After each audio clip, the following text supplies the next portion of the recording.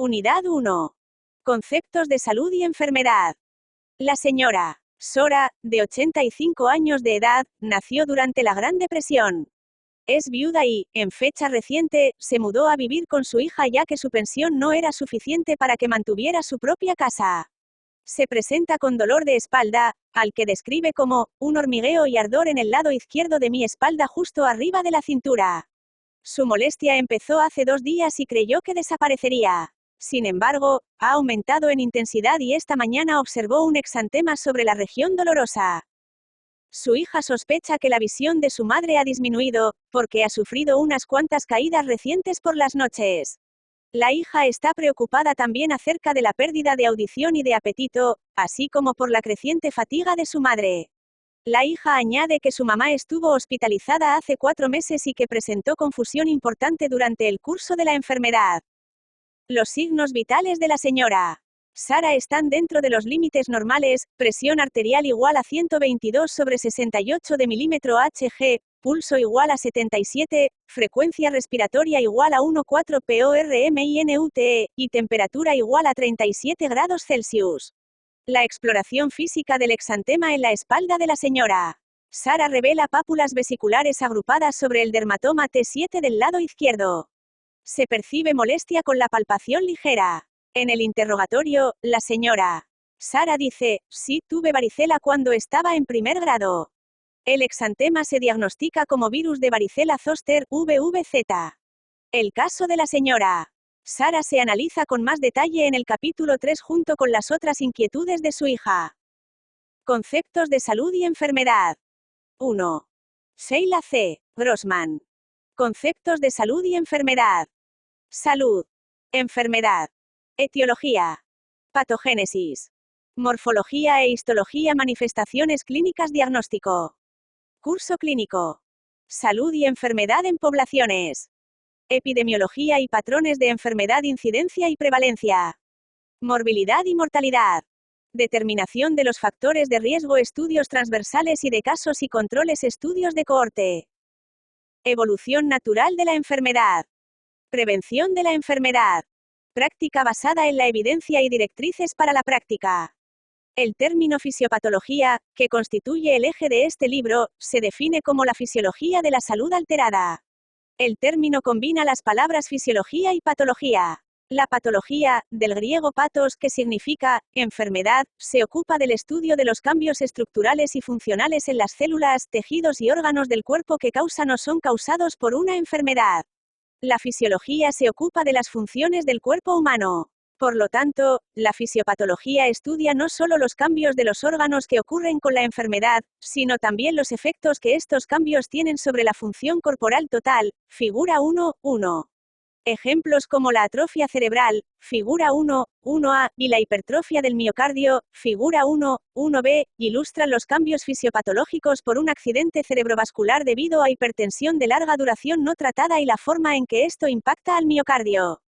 La fisiopatología se enfoca también en los mecanismos de la enfermedad subyacente y proporciona información para ayudar a planificar las medidas tanto preventivas como terapéuticas y prácticas, por ejemplo, seguir una dieta saludable, hacer ejercicio y cumplir con los medicamentos prescritos. Este capítulo tiene por objeto orientar al lector acerca de los conceptos de salud y enfermedad, diversos términos que se utilizan a lo largo del libro, las fuentes de datos y lo que significan, así como los aspectos más amplios de la fisiopatología en términos de salud y bienestar de la población. Conceptos de salud y enfermedad. Después de terminar esta sección del capítulo, el lector será capaz de cumplir con los siguientes objetivos. Enunciar la definición de salud de la Organización Mundial de la Salud. Definir el concepto de fisiopatología. Explicar el significado de confiabilidad, validez, sensibilidad, especificidad y valor predictivo en relación con las observaciones y las pruebas utilizadas en el diagnóstico de enfermedad. Figura 1.1a. Atrofia del lóbulo frontal del cerebro. Las circunvoluciones están delgadas y los surcos son demasiado amplios. B. Hipertrofia del miocardio. Este corte transversal del corazón ilustra la hipertrofia ventricular izquierda debida a hipertensión de larga evolución. De Rubin R. Strayer de S. 2012. Rubin's Pathology, Clinicopathologic Foundations of Medicine, Sexta ed. pp. 2 y 4. Filadelfia, Pensilvania, Lippincott, Williams y Wilkins. A menudo es difícil determinar lo que constituye la salud y la enfermedad. Esto se debe a la forma en que diferentes personas ven el tema. Muchos factores determinan lo que se define como salud, entre ellos se incluyen la genética, la edad, el sexo, las diferencias culturales y étnicas, así como las expectativas individuales, grupales y gubernamentales. Salud. En 1948, el preámbulo de la Constitución de la Organización Mundial de la Salud, OMS, definió la salud como un estado de completo bienestar físico, mental y social, y no solo la ausencia de enfermedad, definición que no se ha cambiado desde entonces. Aunque es el ideal para muchas personas, esta es una meta poco realista. El Departamento Health and Human Services de Estados Unidos describe en Healthy People 2020 los determinantes de la salud como 1. Lograr vidas libres de enfermedad prevenible, discapacidad, lesión y muerte súbita. 2. Lograr la equidad en la salud y eliminar las disparidades. 3. Promover la buena salud para todos. 4. Promover conductas saludables durante toda la vida. 2. Cada 10 años, en su informe, el Departamento Health and Human Services de Estados Unidos encabeza iniciativas para facilitar los objetivos de la nueva década como el actual Healthy People 2020. Estos informes de consenso se desarrollan de manera específica para ayudar en la prevención de algunos problemas de salud y ofrecer consejo para promover la salud como la define la OMS. Enfermedad. Una enfermedad se considera como un padecimiento agudo o crónico que se adquiere o con el que se nace, el cual causa disfunción fisiológica en uno o más sistemas corporales. Por lo general, cada enfermedad tiene signos y síntomas específicos que caracterizan su patología y etiología identificable. Los aspectos del proceso patológico incluyen etiología, patogénesis, cambios morfológicos, manifestaciones clínicas, diagnóstico y curso clínico. Etiología. Las causas de enfermedad se conocen como factores etiológicos. Entre los factores etiológicos reconocidos están los biológicos, PEJ, bacterias, virus, fuerzas físicas, PEJ, traumatismo, quemaduras, radiación, químicos, PEJ, venenos, alcohol, la propia herencia genética y los excesos o déficits nutricionales. La mayoría de los factores causantes de enfermedad son inespecíficos y muchos causan enfermedad de un solo órgano. Por otro lado, en ocasiones un solo factor o acontecimiento traumático conduce a enfermedad de varios órganos o sistemas. Por ejemplo, en la fibrosis quística, mucoviscidosis, la anemia drepanocítica y la hipercolesterolemia familiar, un solo aminoácido, molécula transportadora o proteína receptora produce amplia enfermedad. Aunque un agente patológico afecte a más de un órgano y varios agentes patológicos dañen el mismo órgano, la mayoría de los estados de enfermedad no tiene una causa única. Más bien, la mayoría de las enfermedades es de origen multifactorial. Esto es particularmente cierto en enfermedades como el cáncer, la cardiopatía y la diabetes. Esto se ilustra en la figura 1.2 que traza las 5 causas del cáncer y la fisiopatología que evoluciona a partir de los mecanismos de enfermedad desencadenados por las causas. Los múltiples factores que predisponen a una enfermedad particular a menudo se denominan factores de riesgo. Una forma de ver los factores que causan enfermedad es agruparlos en categorías según si están presentes al nacer o se adquieren más tarde a lo largo de la vida. Los padecimientos congénitos son defectos que están presentes desde el nacimiento, aunque no sean evidentes hasta más tarde o nunca se manifiesten. Los padecimientos congénitos se deben a influencias genéticas, factores ambientales, PEJ, infecciones virales o consumo de fármacos en la madre, irradiación o la posición gestacional in utero o una combinación de factores genéticos y ambientales. Los defectos adquiridos son aquellos causados por acontecimientos que ocurren después del nacimiento. Estos incluyen lesión, exposición a agentes infecciosos, nutrición inadecuada, falta de oxígeno, respuesta inmunitaria inadecuada y neoplasia. Se cree que muchas enfermedades son el resultado de una predisposición genética y un acontecimiento o acontecimientos ambientales que sirven de desencadenante para iniciar el desarrollo de la enfermedad. Existen 35.000 genes en el genoma humano, 1 a 10 millones de proteínas y 2 a 3.000 metabolitos del metaboloma humano 3. Los grandes avances en la biología molecular y la amplia variabilidad de las personas han conducido a la evolución en biología de sistemas y medicina personalizada. Esto ayudará en la identificación de la etiología de la enfermedad y en el desarrollo de intervenciones individualizadas 3. Figura 1, 2, resumen de los mecanismos generales del cáncer, de Rubin R. Strayer de S. 2012. Rubin's Pathology, Clinicopathologic Foundations of Medicine, Sexta ed. p. 204. Filadelfia, Pensilvania, Lippincott, Williams y Wilkins. Patogénesis. Mientras la etiología describe lo que pone en movimiento el proceso patológico, la patogénesis explica la forma en que evoluciona este proceso. En otras palabras, la patogénesis es la secuencia de acontecimientos celulares y tisulares que suceden desde el momento del contacto inicial con un factor etiológico hasta la expresión última de la enfermedad. Aunque la etiología y la patogénesis son dos términos que se utilizan como sinónimos, sus significados son bastante diferentes. Por ejemplo, a menudo se cita la ateroesclerosis como la etiología, o causa, de la enfermedad de la arteria coronaria. En realidad, la progresión del proceso inflamatorio desde una estría grasa hasta la lesión oclusiva de un vaso en personas con enfermedad de arteria coronaria representa la patogénesis del trastorno. La verdadera etiología de la ateroesclerosis sigue siendo, en gran medida, incierta. Morfología e histología. La morfología se refiere a la estructura fundamental o forma de las células y los tejidos. Los cambios morfológicos comprenden los cambios tanto macroscópicos como microscópicos característicos de una enfermedad. La histología estudia las células y la matriz extracelular de los tejidos corporales. El método que se utiliza con más frecuencia en el estudio de los tejidos es la preparación de cortes histológicos, que son cortes delgados, translúcidos de tejidos y órganos humanos, que se examinan con la ayuda de un microscopio. Los cortes histológicos desempeñan un papel importante en el diagnóstico de muchos tipos de cáncer. Una lesión representa una discontinuidad patológica o traumática de un órgano o tejido. Las descripciones del tamaño de la lesión y sus características a menudo se obtienen al utilizar radiografías, ecografía y otras técnicas de diagnóstico por la imagen. También es posible tomar muestra de las lesiones mediante biopsia y las muestras de tejido se someten a estudio histológico. La patología diagnóstica ha evolucionado mucho en los últimos años hasta incluir herramientas inmunitarias y de biología molecular para estudiar los estados de enfermedad 4, figura 1, 3. Manifestaciones clínicas. Las enfermedades se manifiestan de diversas maneras. En ocasiones, el padecimiento produce manifestaciones como fiebre que evidencian que la persona está enferma. En otros casos, la enfermedad es silenciosa al inicio y se detecta durante exámenes que tienen otros propósitos o cuando la enfermedad está muy avanzada. Signos y síntomas son términos que se utilizan para describir los cambios estructurales y funcionales que acompañan a una enfermedad. Un síntoma es una molestia subjetiva que observa la persona con algún trastorno, mientras que un signo es una manifestación que nota un observador. Dolor, dificultad para respirar y mareo son síntomas de una enfermedad. Temperatura elevada, extremidad tumefacta y cambios en el tamaño de la pupila son signos objetivos que observa alguien que no es la persona enferma.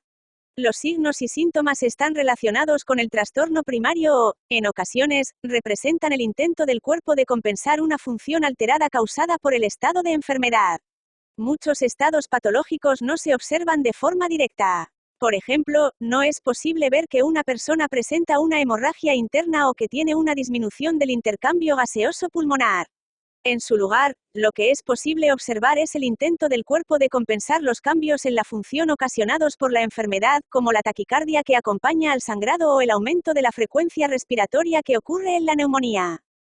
Figura 1.3 Tejido conectivo laxo. A. Microfotografía de un frotis de mesenterio con hematoxilina de Berjoef para mostrar los núcleos y las fibras elásticas.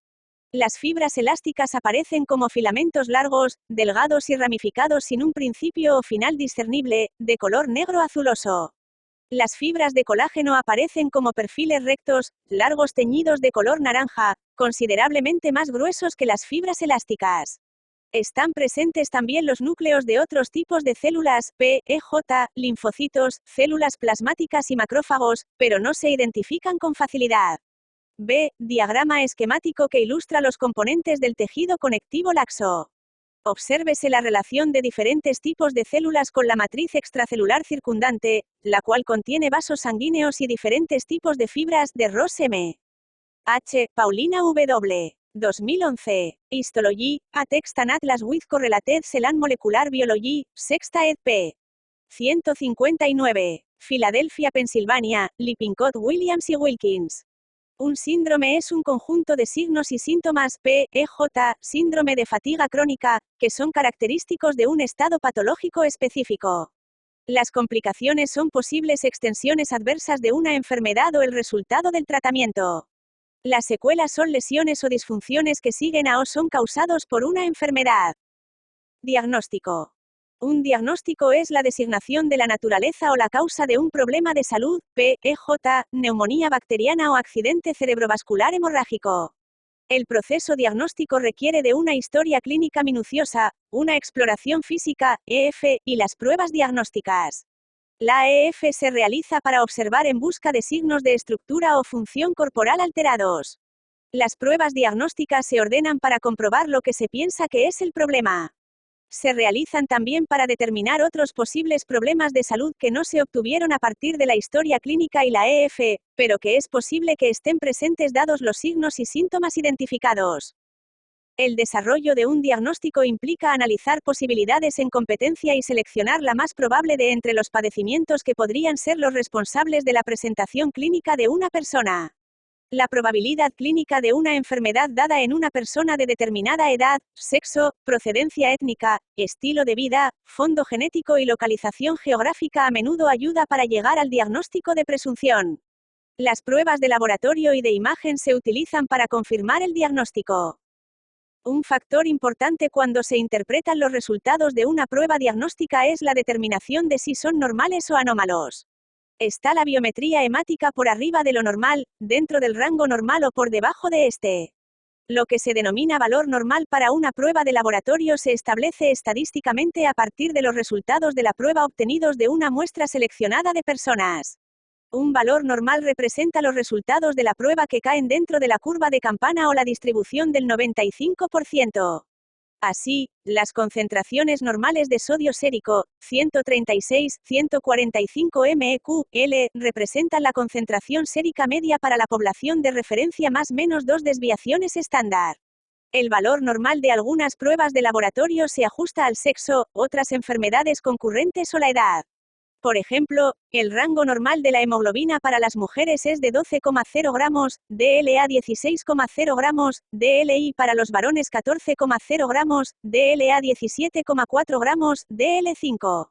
La concentración de creatinina sérica a menudo se ajusta para la edad en los adultos mayores y los valores normales del fosfato sérico difieren entre adultos y niños. Los parámetros de laboratorio se interpretan con base en la confiabilidad, la validez, la sensibilidad y la especificidad de la medición 5-6. La validez se refiere al grado al cual una herramienta de medición determina lo que se intenta medir. Por ejemplo, la validez de las mediciones de presión arterial obtenidas mediante esfigmomanómetro se compara con las obtenidas mediante los hallazgos intraarteriales, que son mediciones obtenidas a través de catéteres arteriales invasivos insertados en la arteria radial de personas con enfermedad grave. Confiabilidad se refiere al grado al cual una observación, si se repite, da el mismo resultado. Una máquina mal calibrada para medir la presión arterial da mediciones irregulares, en particular de las presiones en los rangos alto o bajo. La confiabilidad depende también de la capacidad de la persona para tomar la medición. Por ejemplo, las mediciones de presión arterial varían de una persona a otra debido a la técnica que se utiliza, PEJ, diferentes observadores desinflan el manguillo a diferente velocidad, con lo que se obtienen diferentes valores, la forma en que se leen los números en el manómetro o las diferencias en la agudeza auditiva. En el campo de las mediciones de laboratorio clínico, la estandarización está encaminada a aumentar la certeza y confiabilidad de los valores medidos. La estandarización se basa en el empleo de estándares escritos, procedimientos de referencia para la medición y materiales de referencia 7. En Estados Unidos, la Food and Drug Administration, FDA, regula los dispositivos diagnósticos in vitro, que incluyen instrumentos de laboratorio clínico, equipos de pruebas y reactivos. Los fabricantes que se proponen comercializar nuevos dispositivos diagnósticos deben entregar la información sobre su instrumento, el equipo de prueba o el reactivo a la FDA como lo requieren los estatutos y reglamentaciones existentes. La FDA revisa esta información para decidir si es posible comercializar el producto en Estados Unidos. Las mediciones de sensibilidad y especificidad están encargadas de determinar hasta qué punto la prueba u observación podrá identificar correctamente a personas con la enfermedad y personas sin la enfermedad. 5, 6, figura 1, 4. La sensibilidad se refiere a la proporción de personas con una enfermedad que son positivas para esa enfermedad en una prueba u observación dada, denominado resultado positivo verdadero. Si el resultado de una prueba muy sensible es negativo, nos dice que la persona no tiene la enfermedad y ésta puede excluirse o descartarse. La especificidad se refiere a la proporción de las personas sin la enfermedad que son negativas en una prueba u observación dada, denominado resultado negativo verdadero. La especificidad se calcula solo de entre las personas que no tienen la enfermedad. Una prueba que es el 95% específica identifica de forma correcta a 95 de 100 personas normales. El otro 5% representa los resultados positivos falsos. Un resultado de prueba positivo falso llega a ser indebidamente estresante para la persona que se somete a la prueba, mientras que un resultado de prueba negativo falso retrasa el diagnóstico y compromete el resultado del tratamiento. Figura 1, 4. La relación entre un resultado de prueba diagnóstica y la ocurrencia de la enfermedad. Existen dos posibilidades de que el resultado de la prueba sea correcto, positivo verdadero y negativo verdadero, y dos posibilidades de que el resultado sea incorrecto, positivo falso y negativo falso, de Fletcher R. H. Fletcher S. W. 2005. Clinical Epidemiology, The Essentials, cuarta ed. p. 36. Filadelfia, Pensilvania, Lippincott, Williams y Wilkins. El valor predictivo es el grado al cual una observación o resultado de prueba es capaz de pronosticar la presencia de una enfermedad dada. 8. Un valor predictivo positivo se refiere a la proporción de resultados positivos verdaderos que ocurre en una población dada. En un grupo de mujeres que se encuentra que tienen nódulos mamarios sospechosos, en un programa de detección de cáncer, la proporción que después se determina que tiene cáncer de mama constituiría el valor predictivo positivo. Un valor predictivo negativo se refiere a las observaciones negativas verdaderas en una población. En una prueba de detección de cáncer de mama, el valor predictivo negativo representa la proporción de mujeres sin nódulos sospechosos que no tiene cáncer de mama. Aunque los valores predictivos se basan en parte en la sensibilidad y especificidad, dependen más de la prevalencia de la enfermedad en la población. A pesar de sensibilidad y especificidad sin cambio, el valor predictivo positivo de una observación se eleva con la prevalencia, mientras que el valor predictivo negativo disminuye. Curso clínico. El curso clínico describe la evolución de una enfermedad. La enfermedad puede tener un curso agudo, subagudo o crónico. Un trastorno agudo es aquel que es relativamente grave, pero autolimitado.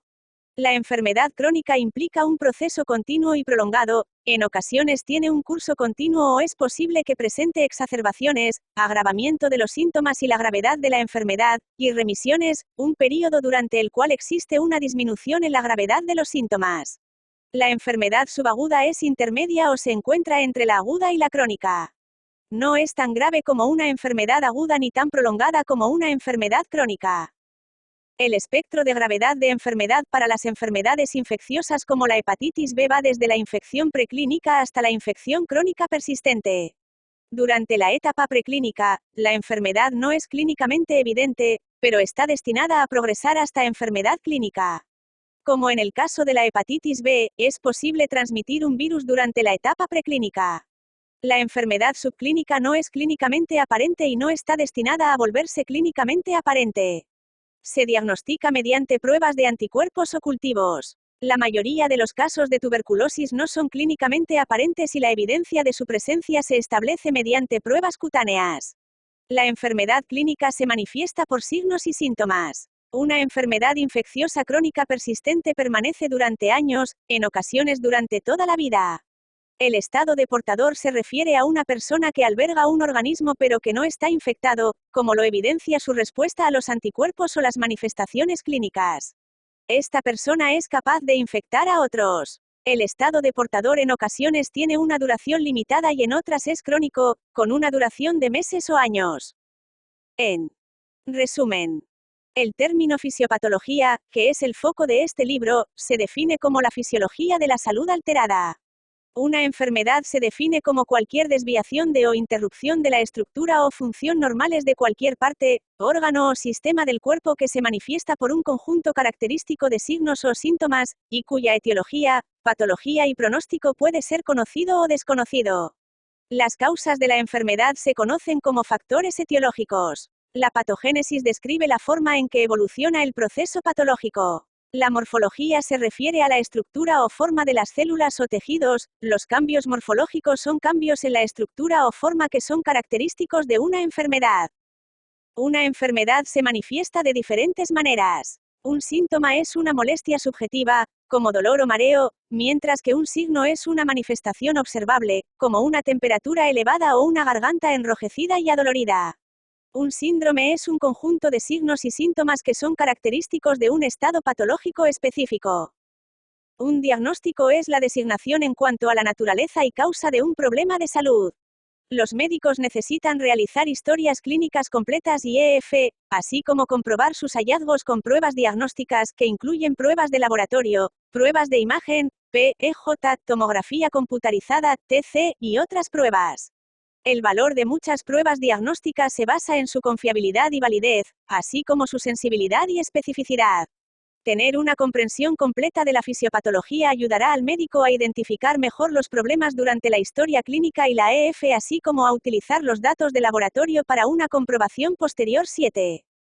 El curso clínico de una enfermedad describe su evolución. Puede ser agudo, relativamente grave, pero autolimitado, crónico, continuo o episódico, pero que tiene una larga duración, o subagudo, no tan grave como el agudo ni tan prolongado como el crónico. Dentro del espectro de enfermedad, una enfermedad se designa como preclínica o que no es clínicamente evidente, subclínica, no es aparente clínicamente y no está destinada a convertirse en clínicamente aparente, o clínica, caracterizada por signos y síntomas.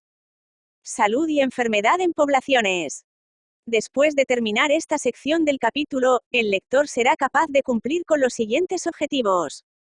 Definir el concepto de epidemiología. Comparar el significado de los términos incidencia y prevalencia en cuanto a su relación con medidas de frecuencia de enfermedad. Diferenciar los niveles de prevención primario, secundario y terciario. La salud de las personas tiene un vínculo estrecho con la salud de la comunidad y de la población que comprende. La capacidad de atravesar continentes en cuestión de horas ha abierto el mundo a problemas de poblaciones a nivel global. Las enfermedades que antes se confinaban a áreas locales en el mundo ahora son una amenaza para poblaciones en todo el mundo.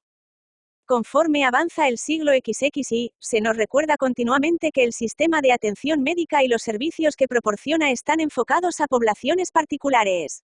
Los sistemas de atención administrada se enfocan en una estrategia basada en población para planificar, administrar, proporcionar y evaluar la atención médica. El foco de la atención médica también ha empezado a surgir como una sociedad en la cual se pide a las personas que asuman una mayor responsabilidad por su propia salud. Epidemiología y patrones de enfermedad. La epidemiología es el estudio de la ocurrencia de enfermedad en poblaciones humanas. 8. Se desarrolló en un principio para explicar la diseminación de las enfermedades infecciosas durante las epidemias y ha surgido como una ciencia para estudiar los factores de riesgo para enfermedades multifactoriales como la cardiopatía y el cáncer. La epidemiología busca patrones de las personas afectadas por un trastorno particular, como edad, procedencia étnica, hábitos de la dieta, estilo de vida o localización geográfica. En contraste con los investigadores biomédicos que estudian los mecanismos de la producción de enfermedad, los epidemiólogos se preocupan más por lo que pasa que por la forma en que pasa. Por ejemplo, el epidemiólogo está más preocupado por si el tabaquismo por sí mismo está relacionado con enfermedad cardiovascular y por si el riesgo de cardiopatía disminuye cuando se deja de fumar. Por otro lado, el investigador biomédico está más preocupado por el factor causal en el humo del cigarrillo y la vía por la cual contribuye a la cardiopatía. Gran parte del conocimiento acerca de una enfermedad proviene de los estudios epidemiológicos. Se utilizan métodos epidemiológicos para determinar la forma en que se disemina una enfermedad, cómo controlarla, la forma de prevenirla y cómo eliminarla.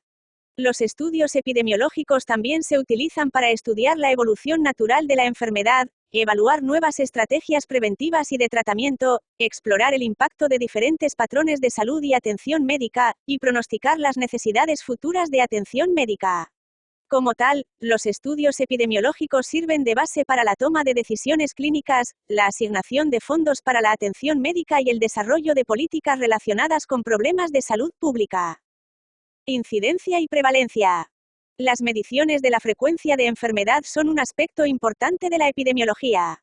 Establecen un medio para predecir qué enfermedades están presentes en una población y proporcionar una indicación de la velocidad a la que aumentan o disminuyen.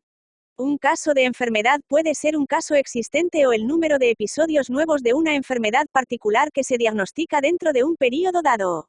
La incidencia refleja el número de casos nuevos que surgen en una población en riesgo durante un tiempo específico.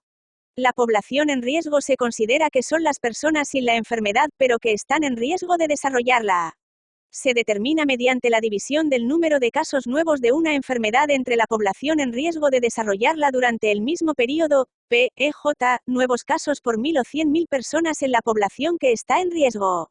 La incidencia acumulada calcula el riesgo de desarrollar la enfermedad durante ese periodo de estudio. La prevalencia es una medida de la enfermedad que existe en una población en un momento dado, PEJ, número de casos existentes divididos entre la población actual, 8. La prevalencia no es un cálculo de riesgo de desarrollar una enfermedad porque es una función tanto de los casos nuevos como de qué tanto tiempo permanecen los casos en la población. La incidencia y la prevalencia se informan siempre como tasas, PEJ, casos por 100 o casos por 100.000. Morbilidad y mortalidad. Las estadísticas de morbilidad y mortalidad proporcionan información acerca de los efectos funcionales, morbilidad, y los que producen la muerte, mortalidad, característicos de una enfermedad. Estas estadísticas son útiles en términos de que anticipan las necesidades de atención médica, planificación de programas de educación pública, dirección de los esfuerzos de investigación en salud y asignación de fondos para la atención médica. La morbilidad describe los efectos que tiene una enfermedad sobre la vida de la persona. Muchas enfermedades, como la artritis, tienen bajas tasas de muerte, pero un impacto significativo sobre la vida de la persona. La morbilidad se preocupa no solo de la ocurrencia o la incidencia de una enfermedad, sino de la persistencia y las consecuencias a largo plazo de la enfermedad. Las estadísticas de mortalidad proporcionan información acerca de las causas de muerte en una población dada. En la mayoría de los países, las personas tienen la obligación legal de registrar ciertos hechos como edad, sexo y causa de muerte en un certificado de defunción. Se utilizan los procedimientos de clasificación en acuerdos internacionales, la ICD, International Classification of Diseases, de la OMS para codificar la causa de la muerte y los datos se expresan como tasas de muerte 1. Las tasas de mortalidad cruda, es decir, el número de muertes en un período dado, no toman en cuenta edad, sexo, procedencia étnica, estado socioeconómico ni otros factores. Por esta razón, la mortalidad a menudo se expresa como tasas de muerte para una población específica, como la tasa de mortalidad infantil. La mortalidad se describe también en términos de causas principales de muerte según la edad, sexo y procedencia étnica. Por ejemplo, entre todas las personas de 65 años de edad y mayores, las 5 principales causas de muerte en Estados Unidos son cardiopatía, enfermedad cerebrovascular, enfermedad maligna, enfermedad de vías respiratorias inferiores crónica y accidentes. 9. Determinación de los factores de riesgo. Las condiciones que se sospecha contribuyen al desarrollo de una enfermedad se denominan factores de riesgo. En ocasiones son inherentes a la persona, presión arterial alta o sobrepeso, o externos tabaquismo o alcoholismo. Existen diferentes tipos de estudios que se utilizan para determinar los factores de riesgo, que incluyen los estudios transversales, los estudios de casos y controles, y los estudios de cohorte. Estudios transversales y de casos y controles. Los estudios transversales utilizan la recogida simultánea de la información necesaria para clasificar la exposición y el estado del desenlace clínico. Se utilizan para comparar la prevalencia de una enfermedad en quienes tienen el factor, o la exposición, con la prevalencia de una enfermedad en quienes no están expuestos al factor, por ejemplo, comparar la prevalencia de cardiopatía coronaria en fumadores y no fumadores. Los estudios de casos y controles están diseñados para comparar las personas que se sabe que tienen el desenlace de interés, casos, y los que se sabe que no tienen el desenlace de interés, controles. 8. Después se recaba la información sobre exposición o características de interés en las personas de ambos grupos. Por ejemplo, se comparan las características del consumo materno de alcohol en los lactantes nacidos con síndrome alcohólico fetal, casos con las de los lactantes nacidos sin el síndrome, controles. Estudios de cohorte. Una cohorte es un grupo de personas que nacieron aproximadamente al mismo tiempo o que comparten algunas características de interés. 8. Las personas incluidas en un estudio de cohorte, también denominado estudio longitudinal, se siguen durante un período de tiempo para observar un desenlace clínico específico.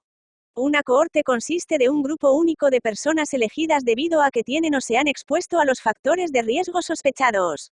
Por ejemplo, dos grupos seleccionados específicamente debido a que uno se ha expuesto y el otro no, o un grupo único expuesto en el cual los resultados se comparan con la población general. El estudio Framingham, uno de los mejores ejemplos de un estudio de cohorte es el Framingham Study, el cual se realizó en Framingham, Massachusetts. 10. Se seleccionó Framingham debido al tamaño de la población, la relativa facilidad con la cual se contactó a las personas y la estabilidad de la población en términos de mudanzas hacia o desde el área. Este estudio longitudinal, que se inició en 1950, fue organizado por el Public Health Service de Estados Unidos con el objetivo de estudiar las características de las personas que más tarde desarrollarían cardiopatía coronaria. El estudio incluyó a 5.000 personas de entre 30 y 59 años de edad, seleccionadas al azar y seguidas durante un período inicial de 20 años. Durante este tiempo se pronosticó que 1.500 de ellas desarrollarían cardiopatía coronaria. La ventaja de un estudio como este es que explora varios factores de riesgo al mismo tiempo y determina la importancia relativa de cada uno. Otra ventaja es que, más tarde, es posible relacionar los factores de riesgo con otros padecimientos como accidente cerebrovascular. Nurses Health Study. Otro estudio de cohorte bien conocido es el Nurses Health Study, el cual desarrolló la Universidad de Harvard y el Brigham and Women's Hospital. El estudio empezó en 1976 con una cohorte de 121.700 enfermeras del sexo femenino, entre 30 y 55 años de edad, que vivían en Estados Unidos. 11. El estudio se amplió en 1989 para incluir a un grupo de 238.000 enfermeras del sexo femenino. 11. En un principio estaba diseñado para explorar la relación entre los anticonceptivos orales y el cáncer de mama. Las enfermeras en el estudio proporcionaron respuestas a preguntas detalladas acerca de su ciclo menstrual, tabaquismo, dieta, peso y medida de la cintura, patrones de actividad, problemas de salud y consumo de medicamentos. Recogieron muestras de orina y sangre e incluso proporcionaron los recortes de las uñas de los pies. Para seleccionar la cohorte, se pensó que las enfermeras estarían bien organizadas, serían exactas y observadoras en sus respuestas y que no serían fisiológicamente diferentes de otros grupos de mujeres. También se anticipó que sus patrones reproductivos, de alimentación y tabaquismo serían similares a los de otras mujeres trabajadoras. Evolución natural de la enfermedad. La evolución natural de una enfermedad se refiere a la progresión y desenlace clínico proyectado de la enfermedad sin intervención médica. Al estudiar los patrones de una enfermedad a lo largo del tiempo en las poblaciones, los epidemiólogos comprenden mejor su evolución natural. El conocimiento de la evolución natural se utiliza para determinar el desenlace clínico de la enfermedad, establecer prioridades para los servicios de atención médica, determinar los efectos de los programas de escrutinio y detección temprana sobre el desenlace clínico de la enfermedad y comparar los resultados de tratamientos nuevos con el desenlace esperado sin tratamiento. Existen ciertas enfermedades para las cuales no existen métodos efectivos de tratamiento o las medidas de tratamiento actuales son efectivas solo en ciertas personas. En este caso, se utiliza la evolución natural de la enfermedad como factor pronóstico del desenlace. Por ejemplo, la evolución natural de la hepatitis C indica que el 80% de las personas que se infectan con el virus no lo elimina y progresa hacia infección crónica. 12. La información acerca de la evolución natural de una enfermedad y la disponibilidad de métodos de tratamiento efectivo proporciona indicaciones para medidas preventivas. En el caso de la hepatitis C, se utiliza el escrutinio cuidadoso de las donaciones de sangre y la educación de los consumidores de fármacos intravenosos para prevenir la transferencia del virus. Al mismo tiempo, los científicos luchan por desarrollar una vacuna que evitará la infección en personas expuestas al virus. El desarrollo de las vacunas para prevenir la diseminación de enfermedades infecciosas como la polio y la hepatitis B ha sido motivado sin duda por el conocimiento de la evolución natural de estas enfermedades y la falta de medidas de intervención efectivas. Con otras enfermedades como el cáncer de mama, la detección temprana a través de la autoexploración y la mastografía, o mamografía, aumenta las probabilidades de una curación. El pronóstico se refiere al probable desenlace clínico y prospecto de recuperación de la enfermedad. Se designa como oportunidades de recuperación completa, posibilidad de complicaciones o tiempo de supervivencia anticipado. A menudo el pronóstico se presenta en relación con las opciones de tratamiento, es decir, los desenlaces esperados o las probabilidades de supervivencia con o sin cierto tipo de tratamiento. El pronóstico relacionado con un tipo dado de tratamiento suele presentarse junto con el riesgo relacionado con el tratamiento. Figura 1.5. Niveles de prevención. La prevención primaria evita que ocurra la enfermedad. La prevención secundaria detecta y cura la enfermedad en la fase asintomática. La prevención terciaria reduce complicaciones de la enfermedad de Fletcher R. H. Fletcher S. W. 2005. Clinical Epidemiology, The Essentials, cuarta ed. p. 149. Filadelfia, Pensilvania, Lippincott, Williams y Wilkins. Prevención de la enfermedad. Básicamente, llevar una vida sana contribuye a la prevención de enfermedad. Existen tres tipos fundamentales de prevención: primaria, secundaria y terciaria. 8, figura 1.5. Es importante observar que los tres niveles están encaminados a la prevención. La prevención primaria está dirigida a evitar que la enfermedad ocurra mediante la eliminación de todos los factores de riesgo. Ejemplos de prevención primaria incluyen la administración de ácido fólico a las embarazadas y mujeres con posibilidad de embarazarse para prevenir defectos del tubo neural en el feto, vacunar a los niños para prevenir enfermedades contagiosas y aconsejar a las personas que adopten un estilo de vida saludable como medio de evitar la cardiopatía. 8. La prevención primaria a menudo se lleva a cabo fuera del sistema de atención médica a nivel comunitario. Algunas de las medidas de prevención primaria son obligatorias por ley, PEJ, usar los cinturones de seguridad en los automóviles y el empleo de casco en las motocicletas. Otras actividades de prevención primaria, PEJ, el empleo de tapones para los oídos o mascarillas para el polvo, se llevan a cabo en ocupaciones específicas. La prevención secundaria detecta temprano la enfermedad cuando todavía es asintomática y las medidas de tratamiento proporcionan una curación o detienen la progresión de la enfermedad. Utilizar el estudio de Papanicolau para la detección temprana del cáncer cervical es un ejemplo de prevención secundaria. El escrutinio incluye también realizar una historia clínica, preguntar si la persona fuma, medición de la presión arterial, pruebas de laboratorio, determinación de la concentración de colesterol, y otros procedimientos. Colonoscopia, que es posible aplicar de manera razonablemente rápida a personas asintomáticas. 8. La mayor parte de la prevención secundaria se realiza en el ámbito clínico. Todos los profesionales de la salud, PEJ, médicos, enfermeras, dentistas, audiólogos, optometristas, participan en la prevención secundaria. La prevención terciaria está dirigida a las intervenciones clínicas que previenen un mayor deterioro o reducen las complicaciones de una enfermedad una vez que se ha diagnosticado.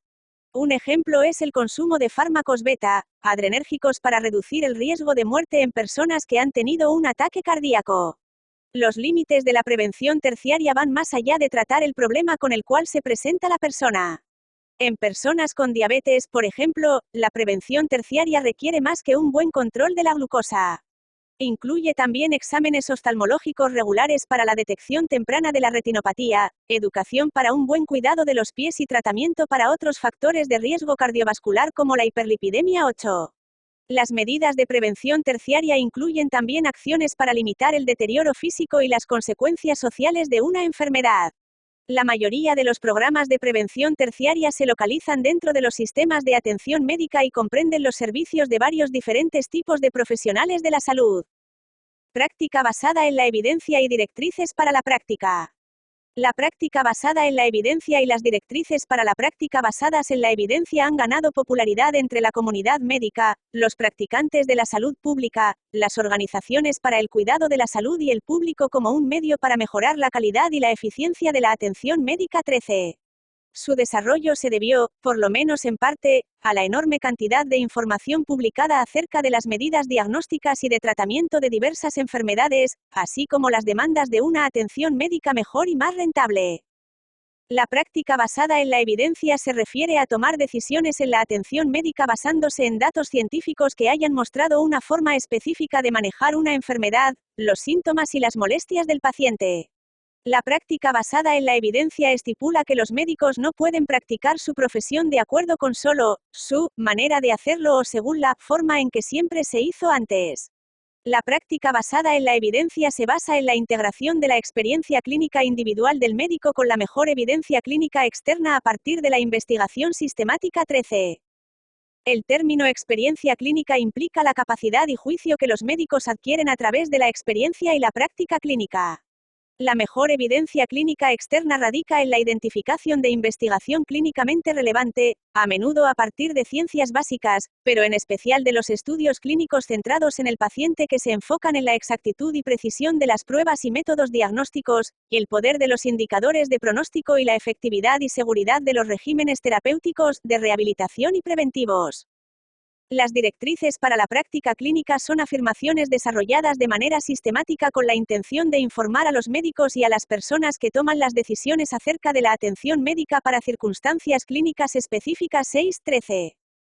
Los médicos no solo deben revisar sino sopesar diversos desenlaces, tanto positivos como negativos, y hacer recomendaciones.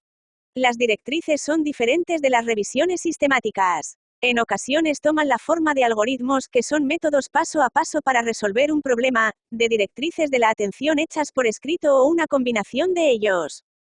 El desarrollo de las directrices para la práctica, basadas en la evidencia, a menudo utiliza métodos como el metaanálisis para combinar la evidencia proveniente de diferentes estudios para producir un cálculo más preciso de la exactitud de un método diagnóstico o los efectos de un método de intervención 14. El desarrollo de las directrices para la práctica basada en la evidencia requiere revisión. Entre aquellos que deben revisar las directrices se incluyen los médicos con experiencia en el contenido clínico, quienes verifican que esté completa la revisión de la literatura y se aseguren la sensibilidad clínica, los expertos en desarrollo de directrices, quienes revisan el método mediante el cual se desarrolló la directriz, y los posibles usuarios de estas directrices 13. Una vez desarrolladas, las directrices para la práctica deben revisarse de manera continua y cambiarse para mantener el paso con los nuevos hallazgos de la investigación y nuevos métodos diagnósticos y de tratamiento. Por ejemplo, tanto las Guidelines for the Prevention y Evaluation and Treatment of High Blood Pressure 7, que desarrolló en 1972 el Joint National Committee, como las Guidelines for the Diagnosis and Management of Asthma 15, desarrollado primero en 1991 por el Expert Panel, han sufrido múltiples revisiones conforme evolucionan nuevas evidencias procedentes de la investigación. Las directrices para la práctica basados en la evidencia, que intentan dirigir la atención médica, son también importantes para orientar la investigación hacia los mejores métodos de diagnóstico y tratamiento específicos para los problemas de salud. Por ejemplo, los médicos utilizan los mismos criterios para el diagnóstico del grado y la gravedad de un padecimiento en particular, como la hipertensión, con las directrices comprobadas para la hipertensión, el 7 Report of the Joint National Committee on Prevention, Detection, and Evaluation, and Treatment of High Blood Pressure, JNC7. Los médicos también utilizan los mismos protocolos para el tratamiento con sus pacientes hipertensos hasta que datos nuevos apoyan un cambio como el consumo de nuevos fármacos. En resumen, epidemiología se refiere al estudio de la enfermedad en poblaciones. Busca patrones como edad, procedencia étnica y hábitos de la dieta de las personas que están afectadas con una patología particular. Estos patrones se utilizan para determinar bajo qué circunstancia la patología particular ocurrirá. Incidencia es el número de casos nuevos que surgen en una población dada durante un tiempo especificado. Prevalencia es el número de personas en una población que tiene una enfermedad particular en un punto temporal o un período dados. La incidencia y la prevalencia se informan como proporciones o tasas, P-E-J, casos por 100 o 100.000 habitantes. La morbilidad describe los efectos que una enfermedad tiene sobre la vida de una persona. Se encarga tanto de la incidencia de enfermedad como de su persistencia y las consecuencias a largo plazo. Las estadísticas sobre mortalidad y muerte proporcionan información acerca de las causas de muerte predominantes en una población dada. Las condiciones que se sospecha que contribuyen al desarrollo de una enfermedad se denominan factores de riesgo. Los estudios utilizados para determinar los factores de riesgo incluyen los estudios transversales, los estudios de casos y controles y los estudios de cohorte. La evolución natural se refiere a la progresión y desenlace proyectado de una enfermedad sin intervención médica. El pronóstico es el término utilizado para designar el probable desenlace clínico y el prospecto de recuperación de una enfermedad. Los tres tipos fundamentales de prevención son primaria, secundaria y terciaria. La prevención primaria, como las vacunaciones, está dirigida a eliminar los factores de riesgo de manera que no ocurra la enfermedad. La prevención secundaria, como el estudio de Papanicolau, detecta la enfermedad cuando aún es asintomática y curable con tratamiento. La prevención terciaria, como el consumo de beta-adrenérgicos para reducir el riesgo de muerte en personas que han tenido un ataque al corazón, se enfoca en intervenciones clínicas que previenen un mayor deterioro o reducir las complicaciones de una enfermedad. La práctica basada en la evidencia y las directrices para la práctica basada en la evidencia son mecanismos que utilizan la mejor evidencia actual para la toma de decisiones acerca de la atención médica de las personas. Se basan en la experiencia del médico individual integrada con la mejor evidencia clínica proveniente de la revisión sistemática de estudios de investigación creíbles. Las directrices de la práctica toman forma de algoritmos, las cuales son métodos paso a paso para resolver un problema, directrices escritas o una combinación de ellos.